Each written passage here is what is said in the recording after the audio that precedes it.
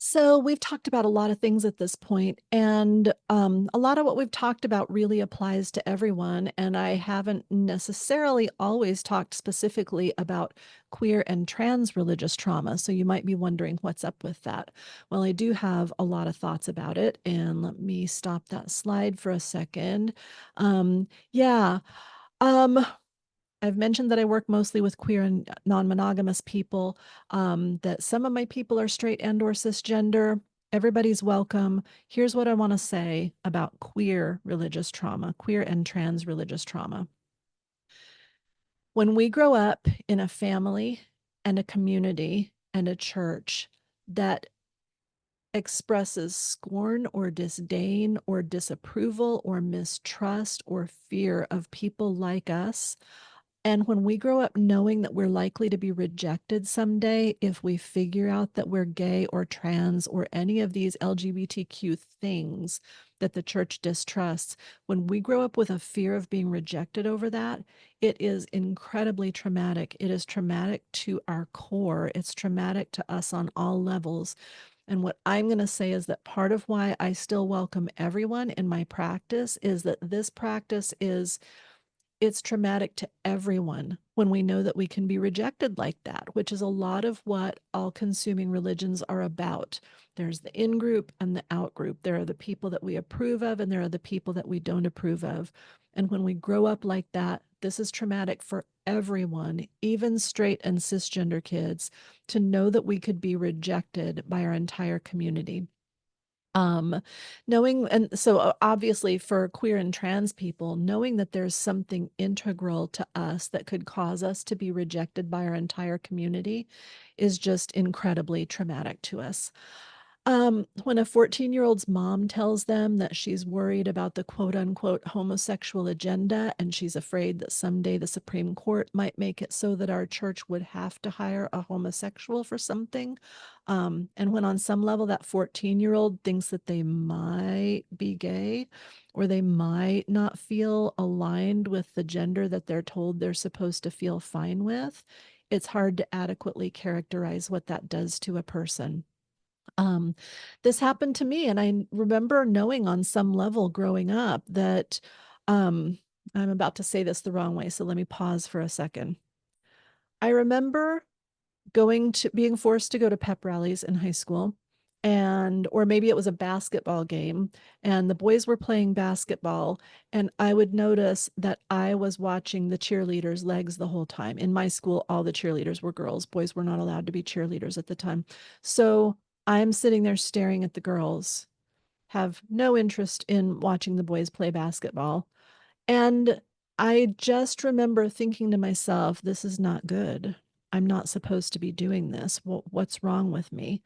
But I also think that one of the things that happens to us, for those of us who did start to have inklings about this when we were kids or teenagers, I think we also we we could kind of feel through our system at that time and think, well, I didn't choose this. I don't remember deciding to be attracted to girls. I don't remember deciding that I felt more like a boy or felt more like a girl or felt like I was neither one or both or whatever it is. I don't remember making that choice. I didn't make that choice. And if I didn't make that choice, then this has to be something that has been a part of me all along. Where did it come from?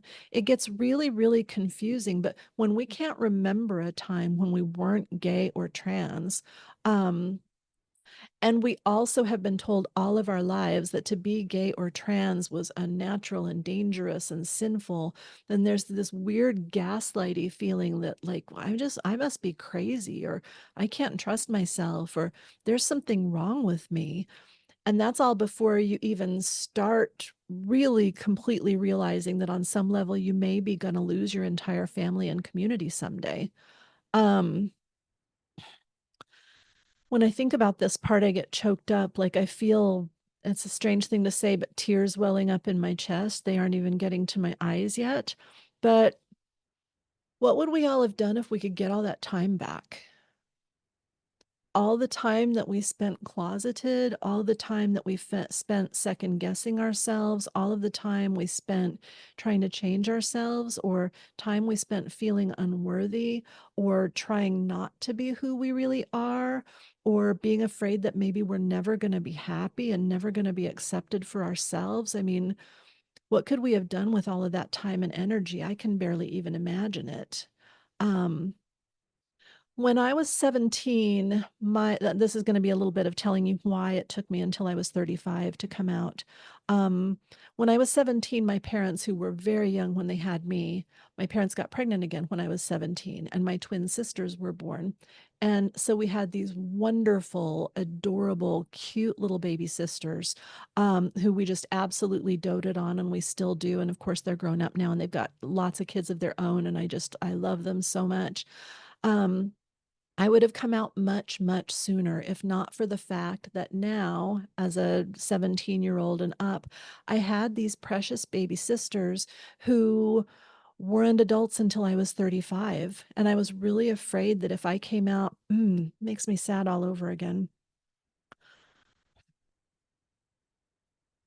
I was really afraid that if I came out to my family, that there was a strong possibility that they might not let me see my baby sisters. And even if they had let me see my baby sisters, I knew that things would be different. I knew that there would be a mistrust. I knew that it would change things between us because in high demand, high control religions, the practice is not we love you exactly as you are. We will help you figure out who you are and we will support you as you are. The practice is here's the way you're supposed to be. You have to learn how to be this. You have to conform to these rules. And if you don't, then we don't understand you anymore. And you're not quite one of us anymore. You need to come back into the fold. And the way that you come back into the fold is by changing the things that we don't approve of and that our book says are wrong. Um, so I knew that nothing would ever be the same between me and my family after I came out, and that's why I waited. Um, yeah, it was a long time to wait. It changed my life. Part of me wishes I had come out sooner. Part of me is glad that I didn't. It was a big, big decision, and I know that so many people still struggle with or are currently struggling with this decision. And I just want you to know I'm right there with you. It is a hard thing to decide. Um, it's really, really difficult. And so this is something that we wind up needing a lot of support with. I'm also going to tack on a little bit of extra stuff in this video and talk directly to therapists, directly to cisgender straight therapists. If you are a therapist and you are not a part of the LGBTQ community, you yourself are not gay, you're not trans, whatever, please, whatever you do, if you are not already really steeped in queer community, please get as much education as you can and build as much community as you can within the queer community so that you're not contributing to our internalized homophobia. We LGBT people tend to cut people a lot of slack. And it's okay to make mistakes and it's okay to not know everything. But if you don't already have several friends who use they, them pronouns, if you don't have any personal friends who are openly transgender, if you don't have lots of people around you who are openly queer, please try to change that. You can't fathom how common it is for us to be othered by well-meaning straight cisgender therapists and coaches and helpers, um, because you don't know quite enough about our world. And I'm not saying this to shame anybody. I'm just putting it out there because I think the world will be better when more people operate this way. If you don't have a lot of queer community, and if you yourself are straight, please get a lot of queer community if you possibly can and learn more about us because I have a lot of clients who come to me who have been subtly shamed by very well-meaning therapists who just didn't understand quite enough about us. And it's true of any self subculture. I spend a lot of time studying people who are different from me. And I just want to put that out there. Please, if you're straight, try to learn more about us.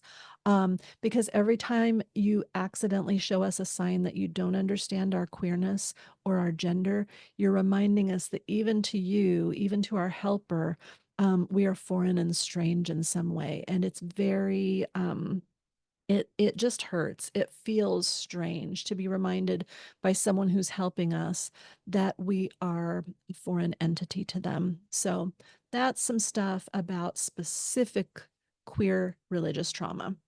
And up next, what am I talking about up next? I got really, really, oh, we're going to talk about authenticity. That's always my favorite. So I'll see you there.